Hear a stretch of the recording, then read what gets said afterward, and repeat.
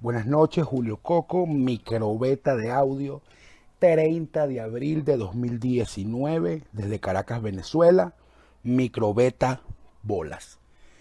Mucho te agradezco que una vez oigas este audio lo pases a todos tus chats porque tengo bloqueados los accesos a Twitter, a Internet por parte de la tiranía chavista y no sé si pueda subir este audio a YouTube. Microbeta bolas. Lo que entiendo es que la Operación Libertad era un conjunto de movilizaciones populares, movilizaciones sociales, con el objetivo de tener una presencia masiva que forzara un quiebre en la estructura militar de la tiranía chavista que permitiera al presidente encargado Juan Guaidó tomar posesión de su cargo de manera efectiva, tomar el poder y que fuesen los militares venezolanos quienes mantengan el control y el orden interno, que es la llamada tesis del quiebre. Tengo entendido que la verdadera Operación Libertad iba a iniciar el 2 de mayo con una etapa previa que era mañana 1 de mayo, con las movilizaciones que ya se habían convocado en una campaña de expectancia que la movilización del día de mañana podría tener como destino el centro de Caracas, específicamente el Palacio de Miraflores. Distintas versiones apuntan a que hubo negociaciones directas y trianguladas con generales y magistrados del Tribunal Supremo de Justicia chavista para forzar a Maduro a abandonar el poder de manera pacífica, desprendido de este conjunto de movilizaciones. Lo que ocurrió a partir de las 5 de la mañana es que tuvieron que adelantar todo porque se filtró la información y era cuestión de horas la captura de Juan Guaidó y el regreso de Leopoldo López a Ramo Verde. Entonces cuadran con agentes del SEBIN, del DGCIM y con el batallón de custodia de la Guardia Nacional de la Asamblea Nacional para que Leopoldo salga de su casa y hacen un pronunciamiento a las 5 de la mañana desde el distribuidor Altamira frente a la base militar de La Carlota. Allí sale un militar a quien identifican como el general Ornella, que es un militar de alto calibre de la dictadura, pero no era Ornella. Eso fue un falso positivo. Desde allí nos convocaron a todos, el presidente Guaidó y Leopoldo, a manifestarnos y en el caso de Caracas a permanecer en frente de las instalaciones de La Carlota en la autopista Francisco Fajardo mientras se unían más militares a la causa. Esta fractura militar no se dio. A esta hora todavía no existe un pronunciamiento militar en contra de Nicolás Maduro. A esta hora ni Leopoldo López ni Juan Guaidó le han exigido a Nicolás Maduro que entregue el poder. Como a eso de las 9 de la mañana se abren los portones de La Carlota, también ya habían derrumbado algunas cercas los manifestantes y entran y con la intención de hacer una sesión de la Asamblea Nacional dentro de la base La Carlota. Menos mal que eso no ocurrió porque hubiese sido un pésimo error encerrar a los diputados y encerrar a los manifestantes dentro de la base militar. Se dan cuenta del error, se dirigen a la Plaza Altamira y desde allí convocan de nuevo a continuar en La Carlota en una locución que da de nuevo el presidente Guaidó con Leopoldo López, María Corina Machado, quien se apersona en el acto, y escoltados de militares armados. No se producen más desprendimientos militares ni ningún pronunciamiento y Leopoldo, escoltados de militares, convoca a los manifestantes en una marcha hacia el oeste de Caracas. Allí nos hicieron una herradura represiva en Chacaito, tal como lo dije en la mañana y en mi canal, en mi grupo Telegram y en mis diversos grupos de trabajo, hubo un choque armado en varios puntos. Por cierto, aprovecho para decir que los que me estaban atacando en Twitter por las cosas que dije, yo estuve allí, yo estuve muy cerca de los acontecimientos en la Plaza Altamira. Es cierto, yo no bajé hasta La Carlota y sí acompañé la manifestación hasta Chacaito y también fui testigo, yo mismo vi varios enfrentamientos armados donde incluso uno, ese sí yo no lo vi directamente, que se hizo viral en un video, que es cuando Poli Miranda se enfrenta con unos policías nacionales bolivarianos, no eran de los colectivos, pero sí vi efectivos del FAES en distintos puntos, sobre todo por los lados de Campo Alegre y por los lados de la zona del casco central de Chacao, teniendo intercambios de disparos con militares que se pusieron bajo comando de Leopoldo y de Guaidó, y algunos civiles manifestantes que también estaban armados. En ese regreso, yo me achico y me entero que Leopoldo estaba solicitando asilo en la Embajada de Chile. A esta hora, el conocimiento que tenemos, confirmado por el canciller chileno, el señor Ampuero, es que Leopoldo y su familia se encuentran en la Embajada de España en calidad de huéspedes. En este sentido, debo decir que esto es política con bolas, y por eso es que este microbeta se llama Bolas. Desde mi opinión, fue una jugada política bajo presión. Tuvieron que tomar este conjunto de decisiones forzados porque se develó el plan. Y bueno, es política con bolas, yo eso lo aplaudo. Y aplaudo que Leopoldo se haya salido de su prisión. Es positivo que Leopoldo ya no esté pinchado, intervenido, asediado y que no... Y que ante cualquier eventualidad lo puedan llevar a Ramo Verde. De hecho, creo que tardó demasiado en hacer las coordinaciones necesarias para salirse de su casa. En ese mismo sentido, pero ya desde el ángulo estrictamente militar, la jugada militar es mala, porque aunque algunos medios internacionales y la misma dictadura dicen que hay un golpe de Estado o que hubo un intento de golpe de Estado, esto es falso. Primero, que para que haya un golpe de Estado, el golpe de Estado tiene que ser contra Guaidó, quien es el presidente legal y legítimo de la República de Venezuela. Pero desde el punto de vista procedimental, no hubo ni siquiera un ataque armado por parte de los militares leales al presidente Guaidó contra ninguna instalación e institución del poder que aún controla Nicolás Maduro a esta hora de la noche que usted me está oyendo. En ese sentido, ya a finales de la tarde vimos el comunicado del Grupo de Lima, un comunicado donde se apoyan las acciones de Guaidó, Leopoldo y María Corina. Salieron ya los voceros estadounidenses, principalmente el embajador John Bolton, quien devela lo anterior y dice que sí hubo y señala directamente negociaciones con Vladimir Padrino López y con Michael Moreno, que es el presidente del Tribunal Supremo de Justicia chavista, con miras a una transición pacífica en Venezuela, y asegura que el presidente Donald Trump apuesta a una transición pacífica en Venezuela, que están haciendo todos los esfuerzos al respecto, pero culmina su alocución diciendo lo que ya sabemos, que siempre nos dicen, que todas las opciones están sobre la mesa. En ese sentido, hay una movilización militar de Estados Unidos hacia el Caribe y hacia los lados del Canal de Panamá.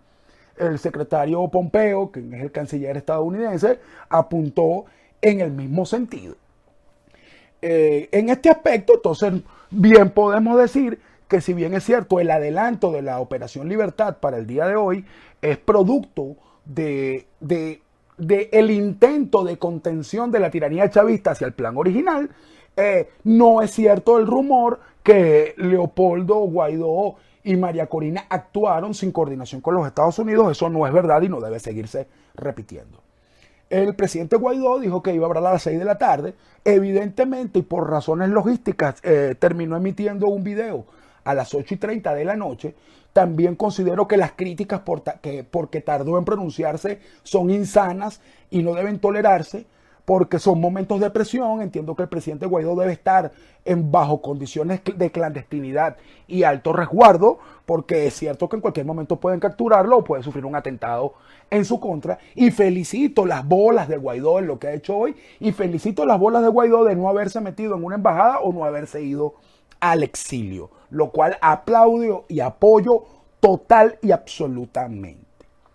Ahora, el presidente Guaidó en su video convoca a las calles, confirma las tesis desde la mañana, se alinea con el discurso de los voceros estadounidenses y dice que gran parte de la Fuerza Armada no está acompañando a Nicolás Maduro. Le hace una invitación a a las fuerzas militares a que se pongan bajo su comando y convoca manifestaciones para mañana, 1 de mayo, a los mismos puntos de concentración que ya habían informados, bajo el concepto de calle sin retorno. Esos son los eventos y ese es el análisis previo y ahora las reflexiones y proposiciones. Como ustedes saben, yo he venido sosteniendo en todas mis redes sociales, conversaciones públicas y privadas, que las posibilidades de que ocurra un quiebre en los narcogenerales que le dan el apoyo a Maduro y que no es que apoyan al régimen, sino que son el régimen, son muy bajas y que yo no le apuesto a eso. Sin embargo, la Operación Libertad, las acciones de Leopoldo, de Guaidó y de María Corina Machado, el discurso que observamos por parte del gobierno de los Estados Unidos, los distintos voceros de Europa y de América Latina que se han pronunciado, apuntan a que todos los esfuerzos son para que se produzca el quiebre militar. En ese sentido, quiero decirte, hermano venezolano, hermana venezolana que me oyes, espero equivocarme y espero que la fractura militar se dé. Yo creo que, más allá de los análisis de rigor, hay un proceso de rebelión en proceso, valga la redundancia, que este tipo de cosas uno sabe cómo comienzan, pero no sabemos cómo terminan. Y una vez iniciadas no pueden detenerse. Y no pueden detenerse bajo la visión y la óptica del sectarismo, de la discriminación política, que hay que jugar para adelante y hay que unirse. Ahí no puede haber medias tintas y quien te habla, Julio Coco, y nuestro movimiento DS de Venezuela, apuesta al cambio. Total y absolutamente alineados con nuestros aliados internacionales y en reconocimiento absoluto a la presidencia encargada bajo la figura de Juan Ernesto Guaidó. En ese aspecto, creemos que la configuración de la lucha que se inició hoy y que continúa mañana con las manifestaciones que se han convocado, tienen un ribete distinto. ¿El ribete distinto cuál es? Bueno, que hay fuerzas policiales, fuerzas militares y civiles armados bajo comando de Juan Guaidó y algunos actuando por su propia cuenta que están en las manifestaciones y que ante los eventos represivos de la tiranía chavista, que pueden ser la represión formal encabezada por la Guardia Nacional y la Policía Nacional o por los colectivos y otros grupos terroristas que dan respaldo a la tiranía chavista y que forman parte de ella. En ese sentido, entendemos el riesgo inmenso que los manifestantes pacíficos, enmarcados en los conceptos de la lucha no violenta, quedemos atrapados en fuego cruzado. En ese sentido, el reto es que la presencia de los manifestantes cohíba a la tiranía chavista de abrir fuego para capturar a las fuerzas militares que están en proceso de rebelión, aunque hoy no veamos que sea un movimiento ascendente, sin duda es un inicio de un proceso que, como digo, sabemos cómo comienza, pero no sabemos cómo termina. En ese sentido, no tenemos ninguna duda que la participación del pueblo venezolano es fundamental en este proceso de lucha, que la denuncia y manifestación de todos los venezolanos que se encuentran en diáspora y el exilio es fundamental, pero con criterios de planificación, organización y control mínimo de riesgos. Yo creo que esta lucha no es para todos. Yo creo que no es sano que una señora de 70 años esté en el asfalto en medio de una cuestión que puede terminarse a tiros. Y en vez de los manifestantes hacer lo que tenemos que hacer, tengamos que estar más pendientes de los débiles. La lucha es para los débiles y con esto hago un llamado a los hombres de Venezuela, a los hombres adultos del país. Este es un momento de los hombres. Esto no es un momento de los adolescentes, esto no es un momento de los ancianos, esto no es un momento para las amas de casa. Su participación en la lucha se felicita, forma parte de la hidalguía y del coraje del pueblo venezolano luchando por su libertad, pero esto es una lucha seria, es una lucha que tiene todos los riesgos, es una lucha que, como bien lo dice el flyer de la Asamblea Nacional, es una lucha que no tiene retornos. En ese sentido, pido en el nombre de mi familia, en el mío propio, en el movimiento que lidero, que las decisiones que usted vaya a tomar de cara a la participación o no en las manifestaciones que se convoquen, las tome con cabeza fría, sin irracionalidades, en grupos donde se planifiquen las entradas, donde se planifiquen las salidas y donde se entienda correctamente a dónde se va y a qué se va, que nadie vaya engañado. Por último, y para finalizar, este microbeta se llama Bolas porque inició con un camión de bolas por parte de Leopoldo, de Guaidó, de María Corina y de un conjunto de efectivos militares acompañados por miles de venezolanos que a lo largo y ancho de Venezuela acudimos al llamado. Pero esta lucha no se gana con bolas, esta lucha se gana con cerebro, se gana con un choque de presiones, se gana en un choque interno y en un choque geopolítico, en la búsqueda, como se entiende, de la fractura militar. Espero profundamente estar equivocado, me sumo a este movimiento de lucha y cambio desde nuestras perspectivas, desde nuestras propias capacidades.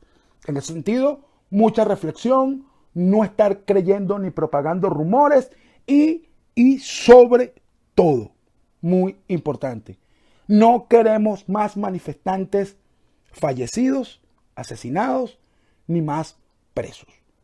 Tenemos que cuidarnos unos con otros y la mejor manera de cuidarse es el sentido común, la planificación, la organización y el control de riesgos. Los pueblos vencen más por su inteligencia que por su bravura. Te habló Julio Coco, microbeta de audio Bolas, 30 de abril de 2019. Por favor, pasa esta nota de voz a todos tus contactos que posiblemente no podré subirlo a mi canal YouTube.